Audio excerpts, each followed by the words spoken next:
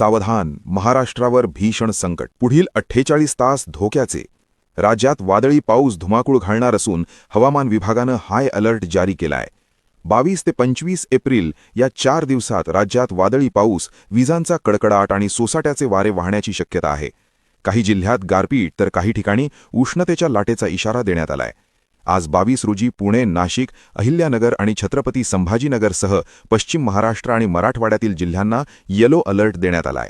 या भागात 40 किलोमीटर वेगाने वारे वाहतील, तर चंद्रपूर, गडचिरोली भागात 50-60 किलोमीटर वेगांच्या वाऱ्यांसह पावसाची शक्यता आहे. उद्या 23 रोजी संकट अधिक गडद होईल. अहिल्यानगर, पुणे, सातारा, सांगली, कोल्हापूर, सोलापूर, धाराशिव सह 15 जिल्ह्यात विजांच्या कडकडाटासह वादळी पाऊस आणि काही ठिकाणी गारपीट होण्याची दाट शक्यता आहे. एकीकडे विदर्भात पारा 45 अंशांवर असताना दुसरीकडे अवकाळीचा हा धुमाकूळ नागरिकांची धडकी भरवणारा ठरला आहे.